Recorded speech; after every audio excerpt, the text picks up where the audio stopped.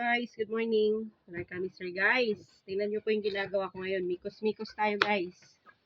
Gumagawa po ako ngayon ng ginatan. Ayan guys. Ito yung kamuti. Kamuti to guys. Tapos ito naman po yung gabi. Ayan po yung saging.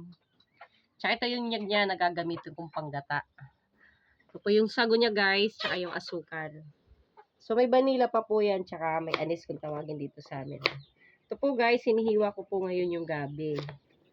Yan, para naayusan ko siya paghiwa para mabenta, charing. Bibenta ko to guys mamaya, 10 piso po isang takal neto. Sarap po to guys, lutong laikam to mamaya. Ang tigas ng gabi guys. Gabi po to na hinihiwa ko. Ginaganyan ko kasi siya para pantay-pantay yung hiwa niya. Kasi yung iba ginaganong-ganon lang. So ako po, nagawa ko siyang ganyan. Yan guys, mikos-mikos tayo. Ito po yung kamuti guys. Dito naman yung kamuti to, saging. Bali wala pa ako yung isang gabi.